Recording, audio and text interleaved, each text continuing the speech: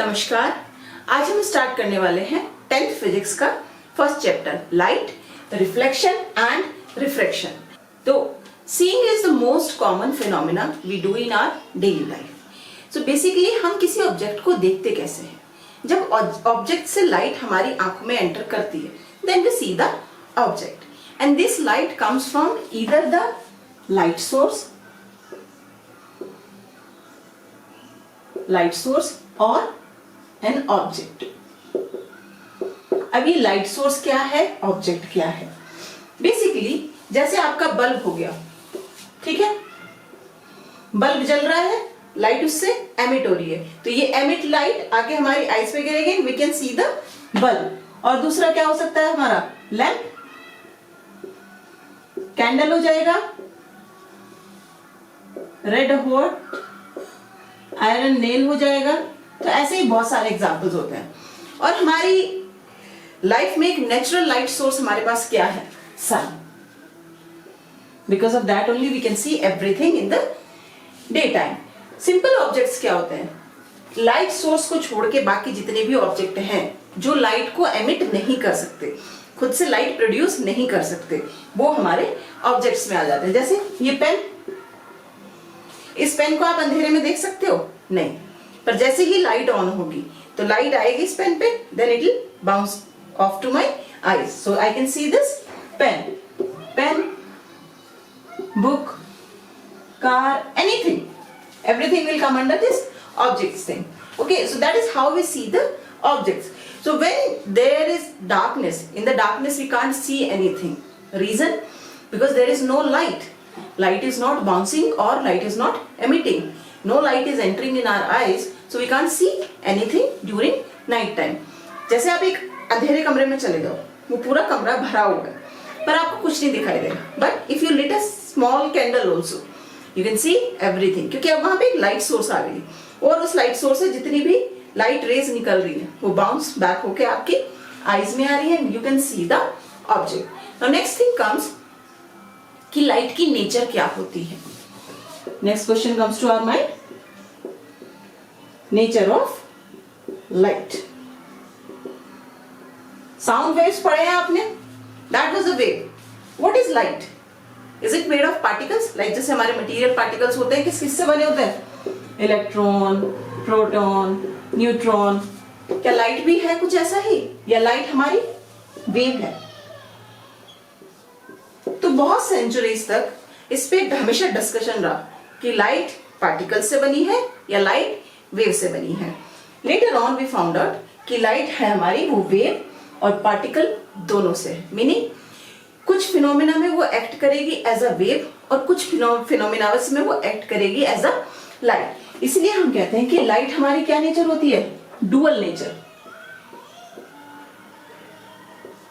It has a characteristics of a wave as well as of a particle. अब particle का नाम क्या होता है जिससे हमारी लाइट बनी होती है? उन पार्टिकल्स को हम कहते हैं photon.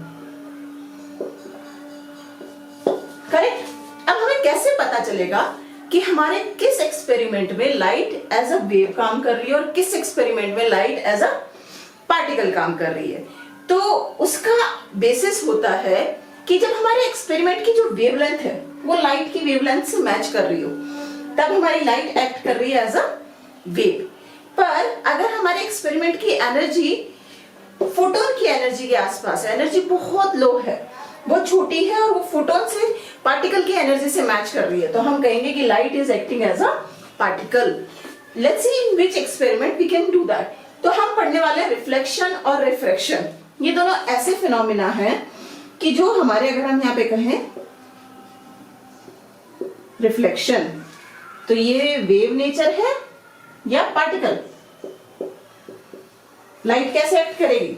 So reflection can be explained as a wave nature of light and as a particle of light. Same thing goes to refraction. So reflection and refraction can be both explained if you assume light as a wave or if you assume light as a particle. But when it comes to interference,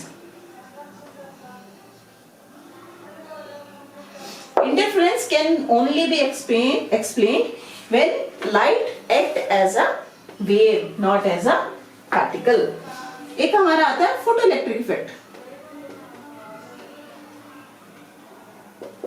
photo electric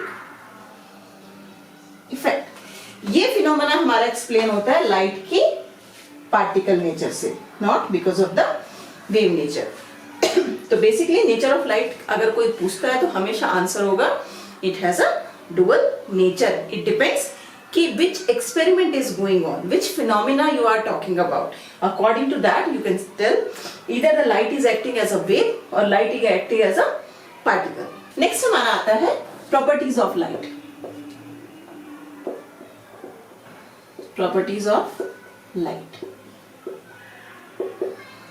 First property आती है it can travel in vacuum mode. Light doesn't need medium to travel. Does not need medium to travel. आप अपने 9th में पढ़ चुके हो sounds के बारे में। साउंड को ट्रैवल होने के लिए हमेशा एक मीडियम की जरूरत होती है। उसी में ये क्वेश्चन आता था, अगर आप मून पे चले जाओ और वहां खड़े होकर बातें करने लगो, क्या आप सुन पाओगे एक दूसरे को? No, you can't hear. The reason is there is no atmosphere, it's vacuum, so there is no medium to travel, correct. But light के लिए we don't really need a medium, और उसका सबसे बड़ा एग्जांपल है सनलाइट। सनलाइट अर्थ तक आती है स्पेस से ट्रैवल करके, so it literally comes from vacuum to our earth. So light doesn't need a medium to travel, but the sound wave does. Second, speed of light.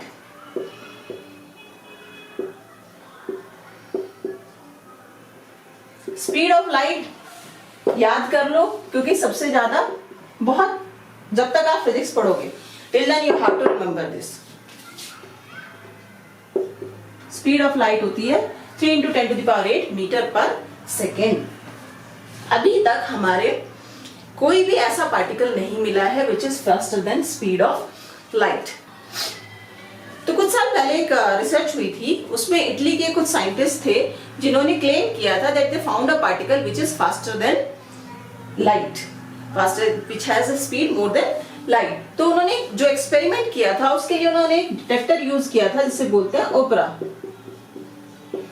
Opener detector. उन्होंने अपने particle को नाम दिया था neutrino.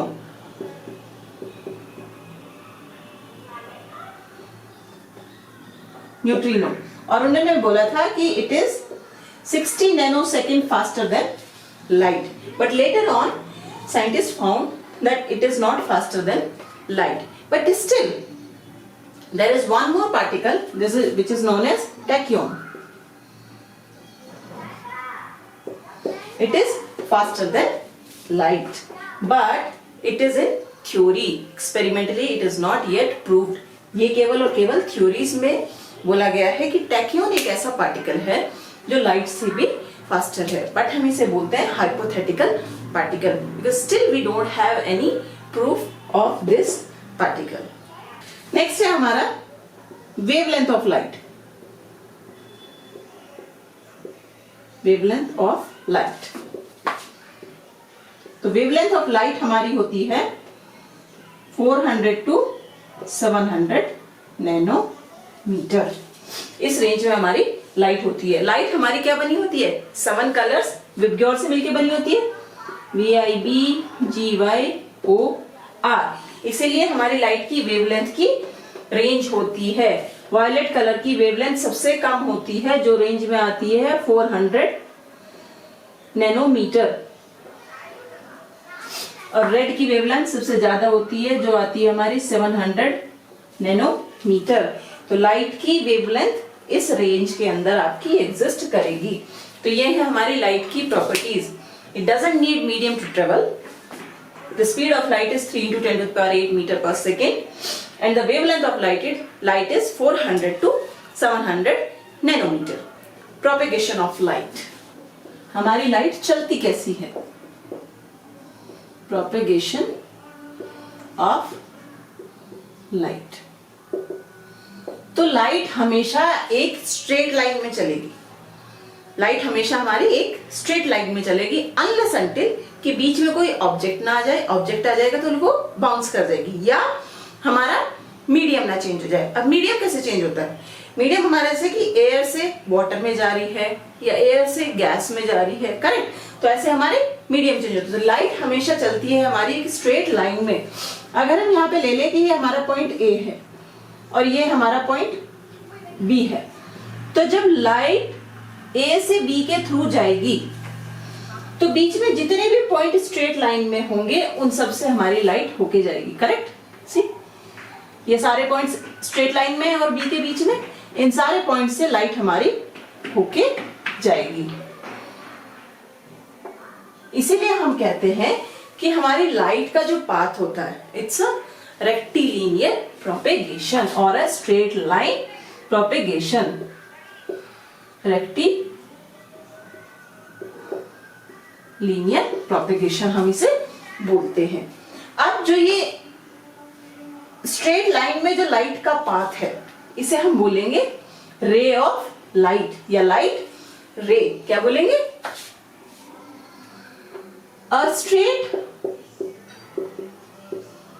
A straight line path of light is called ray of light, or we call it light ray. Right ray, correct। और हम next, अब अगर हमारा एक पॉइंट है उससे लाइट रे केवल इसी डायरेक्शन में तो नहीं चलेगी, it goes in all the direction in a straight path, correct. Second thing, the bundle of light raise, when you have a bundle of light rays, many light rays together, this is known as a beam of light. This is known as beam of light. Bundle of light rays. Light rays is known as beam of light. तो एक सीधी line में चलने वाली light को हम क्या कहते हैं? Light ray, a ray of light, and the bundle of light rays is known as the beam of light. Now apart from vacuum and gases, light can also travel through solids and liquids. So on that basis we have different medium. First medium is a transparent medium, a medium in which light can travel freely for a long distance without any disturbance is known as the transparent medium. Means medium in which light can travel freely for a long distance is known as the transparent medium. Transparent medium क्या होते हैं? Glass, उसके सी through कर लेते हैं ना एकदम से, करेक्ट। वाटर, अगर आप एक ग्लास में क्लीन वाटर लो तो आप उसके आर पार देख सकते हो। हमारा और क्या हो जाते हैं? Plastic, transparent plastic, transparent plastic. Next हमारा आता है सेकेंड, ओपेक।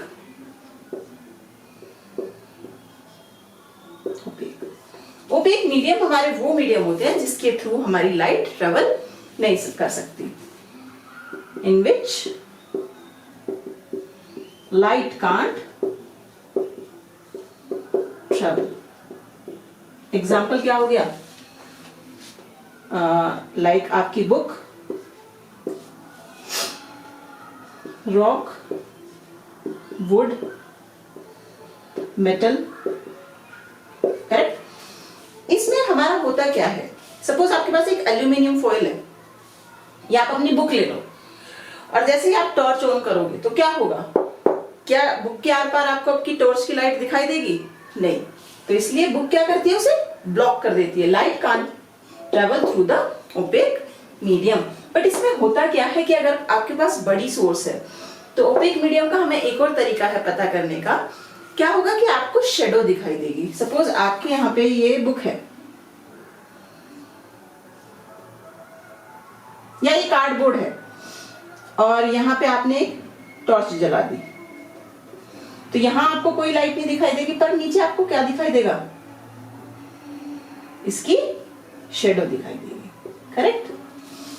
नेक्स्ट मीडियम हमारा आता है ट्रांसलूसेंट मीडियम, नाम से ही है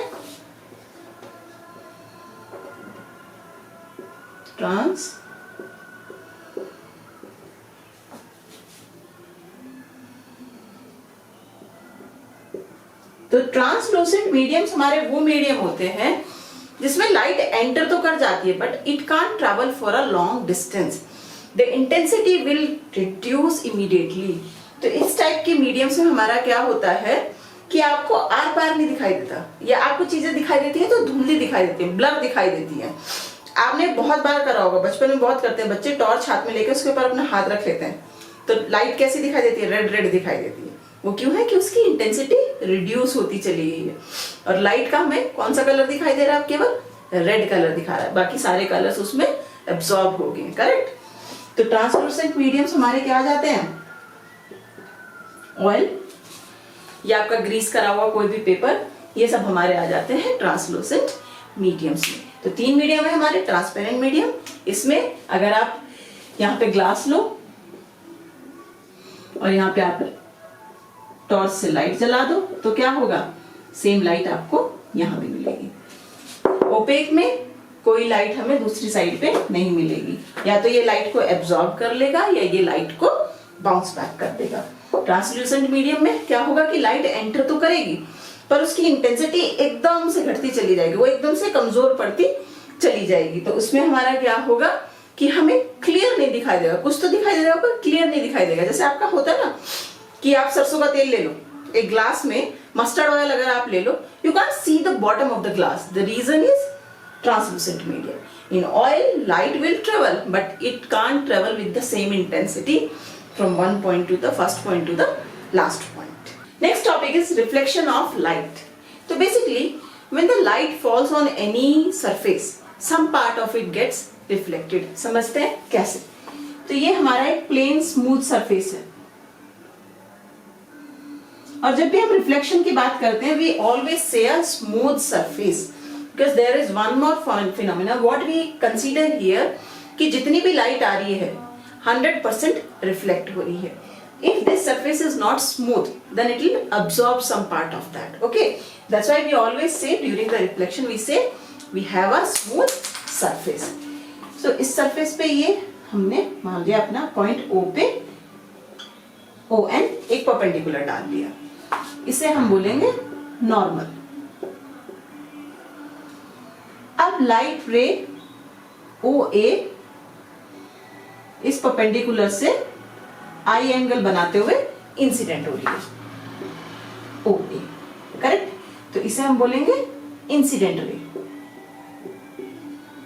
incident ray, and then it gets reflected OB. इसे हम बोलेंगे reflected ray, and the angle it makes with normal is called R. अब इस एंगल I को क्या बोलेंगे? Angle of incidence. R को क्या बोलेंगे? Angle of reflection. So that is how our reflection happens. The line will incident on the surface at some angle with the normal, and then it get reflected in the same plane. Now what are the laws? What laws does it follow? So first thing first is the normal ON, the incident ray OA and the reflected ray OB will be in the same plane. लो हमारे क्या हो जाएंगे? First OA incident ray, ON normal and OB reflected ray will always lie in a same plane. Lie in a same plane. Second thing, angle of incidence I is equals to angle of reflection. I is equals to R. तो इसमें अब आप एक चीज देख सकते हो, if the light is incidenting perpendicular to the surface, then what will happen? I am saying that the light is incidenting perpendicular to the surface, so it is making zero angle with the normal. Light is incidenting like that, and we say according to the law that the incident angle should be equals to the reflection angle. Incident angle in this case I is 0, so it will go back to the same path. So if the light falls on the surface perpendicularly, it will go back to the same path. Okay. Next thing, now let's understand this thing. OA and OB lies in the same plane. How can we understand this phenomena? So let's take like this. Suppose ये board आपका एक plane है, correct? ये हमारा normal है because it is making angle 90, correct, with the board. So if a ray is coming like this, incident ray, हमारी reflected ray will go like this. So they all three are in a plane of board. If I say like this is plane, normal, light ray incident in this plane. My palm is your plane now. Light ray, normal, and the reflected ray. They all will be in the same plane. You can take it in any example. Everywhere where you will find out that the incident ray, reflected ray, and your normal will always lie in a same plane. If the plane will change, the phenomena will change. For the reflection, these are the two conditions has to be fulfilled. Okay. Now reflection can happen on a plane surface as well as on a curved surface and follow the same rules. Let's see, this was a plane surface, something like this, but now we have a curved surface, something like this. तो उस case में आपका क्या होगा? Suppose ये आपका curve surface है, आपके पास एक स्पून है, बहुत सिंपल एग्जांपल है, स्पून में आप अपना फेस देख सकते हो, बट उसके उभरे हुए साइड पे देखो, you will see something else, the face will look something else. इस साइड पे देखो, it will look something else, correct? The reason is we're going to explain later on, but here we understand curved surface पे आपका reflection कैसे होगा. तो curve surface पे सबसे पहले हमें क्या डालना है? परपेंडिकुलर, ठीक है, क्योंकि लाइट हमारी परपेंडिकुलर से ही कुछ एंगल बनाते हुए आएगी. तो कर्व सरफेस पे परपेंडिकुलर डालने के लिए हमने इस पॉइंट पे टेंजेंट ड्रॉ कर लिया. Now if we put a perpendicular on this tangent, then this PQ tangent, this perpendicular ON on PQ will also be the perpendicular on this curved surface. If we say AOB. Now the light ray incident at angle I, RO, and this is our reflected OS. So that is how it will happen on the curved surface. First you need to draw the tangent to get your perpendicular on the surface. Now basically how the image is formed during the reflection of light. So सबसे common example हमारी daily life में क्या होता है? Mirror. This is the best example of your reflection. The light falls on the mirror and then it goes to our eyes, correct? So we can see our own body in the mirror. Next example is if you have calm water. In calm water also you can see your face. But अगर आप उसे हिला दो, then you can't see your face perfectly. So calm water में भी क्या होता है? Light will go and then it will reflect back at the same angle and we will be able to see our own image in the water. Now let's understand reflection from a plane mirror. Basically how the reflection happens in a plane mirror. Plane mirror हमारा होता क्या है? You take a glass and you do the polish on one surface to make it smooth and the other surface will be painted by a shiny opaque material. Most of time it is aluminium or silver or any other shiny material. Why do we do that? तो उसमें actually होता क्या है कि आप ये ऐसे मान लो कि आपका ये ग्लास है, कुछ तो थिकनेस होगी ना, तो ये वाली जो सरफेस होगी वो बिल्कुल स्मूथ होगी, बट ये वाली सरफेस जो होगी वो पेंटेड होगी. तो उसमें क्या होगा कि जब लाइट फॉल करेगी तो वो इसके आर पार नहीं चली जाएगी क्योंकि ये यहाँ से ओपेक है.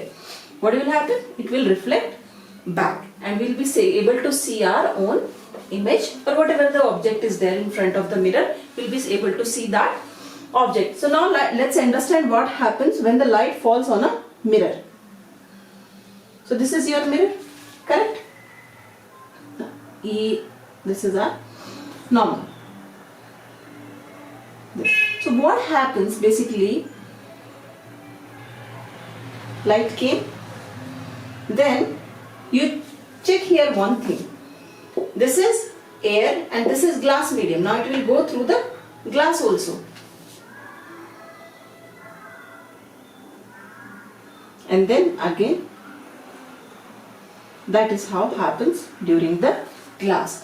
So थोड़ी सी बेंडिंग होती है ग्लास के अंदर, क्योंकि उसका मीडियम चेंज होता है. बिगनिंग में हमने क्या बोला था कि लाइट हमारी एक स्ट्रेट लाइन में चलती रहेगी अनलेस अनटिल या तो कोई ऑब्जेक्ट आ जाए या उसका मीडियम चेंज हो जाए. But to understand for the 10th standard, what we consider, we neglect the thickness of the glass. We don't draw our plain mirror like this. We don't draw our mirror like this. How do we draw? Like this. We ignore the thickness of the mirror. So in this case, what is happening? Light falls and it comes back. This I and this is R, both are same. Now let's see how the image is formed with the plane mirror. Let's understand कि हमारे plane mirror से image बनती कैसे है. So I have made a figure for you. Now I'm going to explain you in a rough. Okay? You will get the exact idea कि image कैसे बनी है, कितनी दूर बनी है, कितनी बड़ी बनी है, छोटी बनी है, वो सब हम अब एक्सप्लेन करेंगे. तो बेसिकली हमने क्या मान लिया कि हमारे पास एक मिरर है. Now I'm drawing this rough. ठीक है? यहाँ पे हमारे पास एक ऑब्जेक्ट है. अब हमने कहा था ऑब्जेक्ट के इस पॉइंट से हमने कहा कि इस पे ये लाइट रे इंसिडेंट हुई. It will go back on the same path, correct? फिर एक और लाइट रे यहाँ से इंसिडेंट हुई ऐसे और वो रिफ्लेक्ट हो गई ऐसे, करेक्ट? अब हमने इसके नीचे से ली, ये इंसिडेंट हुई, रिफ्लेक्ट हो गई, सेम चीज रेड से दिखा रही हूँ. दूसरी रे हमारी इंसिडेंट हुई यहाँ, रिफ्लेक्ट हो गई यहाँ पे. सो हियर इफ वी सी कि हमारी हमारी रिफ्लेक्टेड रेज जो भी हैं वो कहीं भी एक दूसरे को इंटरसेक्ट नहीं कर रही हैं. तो how do we get the image? अब हम क्या करेंगे कि इन सबको एक्सटेंड कर देंगे बैक साइड में. एक्सटेंड रेज का हमेशा दिखाते हैं डॉटेड लाइन से. तो आपको क्या मिल गया? अपना ये ऑब्जेक्ट. यहाँ पे ये कट कर रही है एक दूसरे को, तो हमारा ऑब्जेक्ट मिल गया. अब हमारे प्रॉपर्टीज क्या होती है, हमारी जो इमेज बनती है उसकी प्रॉपर्टीज क्या होती है? If you see here the object and the distance from the mirror is same. The image is always formed at the same distance from the mirror. अगर आपके पास बड़ा सा एक मिरर है और अगर आप उसमें आगे पीछे चलते हो ऐसे, तो जैसे जैसे आप चलोगे आप आगे आओगे तो आपकी इमेज भी आगे आएगी. आप पीछे जाओगे तो आपकी इमेज भी पीछे जाएगी. आप साइड में चलोगे, इमेज भी साइड में चलेगी. तो ये क्या होता है? हमारा फर्स्ट प्रॉपर्टी क्या होती है उसकी? Same distance, correct? Second property है चेक साइज. ओ ए का साइज और ओ डैश ए डैश का साइज, दोनों के साइज हमेशा बराबर होंगे. तो आपको अपने मिरर में आप एग्जैक्ट उसी साइज के दिखाई दोगे जैसे आप हो, अनलेस अनटिल कि आपके मिरर में कोई गड़बड़ हो. ठीक है? तब क्योंकि कुछ मिरर्स ऐसे होते हैं कि उसमें आपको ऐसे साइड को भागा हुआ, मोटा या पतला कुछ भी दिखाई देगा. If your mirror is perfectly fine तो आपको अपना इमेज एग्जैक्ट आपके साइज का दिखाई देगा. सेकेंड प्रॉपर्टी हो जाती है हमारी सेम साइज. नेक्स्ट प्रॉपर्टी, इसमें जो हमारी इमेज बनती है वो इरेक्ट बनती है. इरेक्ट मीन्स इमेज सीधी बनेगी. Head tail. ये जो ऑब्जेक्ट होता है, ऑब्जेक्ट का इसे हेड बोलते हैं, इसे टेल बोलते हैं. तो हेड से हेड बनेगा, टेल से टेल बनेगा. ये नहीं होगा कि आपने शीशे में अपने आप को देखा और आप उल्टे दिखाई दे रहे हो, करेक्ट? तो इसमें इमेज हमारी बनती है इरेक्ट. फोर्थ आता है हमारा वर्चुअल इमेज बनती है. वर्चुअल इमेज मीन्स हमारा होता है कि जब हमारी रिफ्लेक्टेड रेज जो होती हैं वो सच में कहीं एक दूसरे को काट ना पा रही हो. और हम उन्हें एक्सटेंड करके तब काट के हमें इमेज मिलती है, तो हम बोलेंगे वर्चुअल इमेज। इस इमेज को हम अपनी स्क्रीन पर नहीं ले सकते। तो वर्चुअल इमेज हमारी क्या होती है, जब reflected rays directly don't cut each other and we don't get the image. क्योंकि अगर आप इन्हें ड्रॉ करते जाओगे तो this will be like infinity then, because they both are parallel, these both are also parallel, so they are not going to cut anywhere. That's why mirror में हमें क्या मिलती है, वर्चुअल इमेज। फिफ्थ हमारा आता है लेटरल इन्वर्टेड। लेटरल इन्वर्टेड का meaning हमारा ये होता है कि आपने कई बार मिरर में देखा होगा, आप खड़े हो जाओ, आप अपना सीधा हाथ ऊपर करो, तो जो आपकी इमेज होगी वो अपना उल्टा हाथ ऊपर करेगी, तो इसे कहते हैं हम लेटरली इन्वर्टेड। राइट आपका लेफ्ट हो जाएगा, लेफ्ट आपका राइट हो जाएगा। Right left and left is right. तो प्लेन मिरर से हमारी इमेज हमेशा क्या बनेगी, erect, virtual, same distance, same size and laterally inverted आपकी इमेज बनेगी। करेक्ट। तो प्लेन मिरर्स के लिए इतना ही। नेक्स्ट लेक्चर में हम डिस्कस करेंगे curved surfaces, reflection from curved surfaces, और we can say the spherical mirror. तो पढ़ते रहिए, जल्दी मिलेंगे नेक्स्ट लेक्चर के साथ।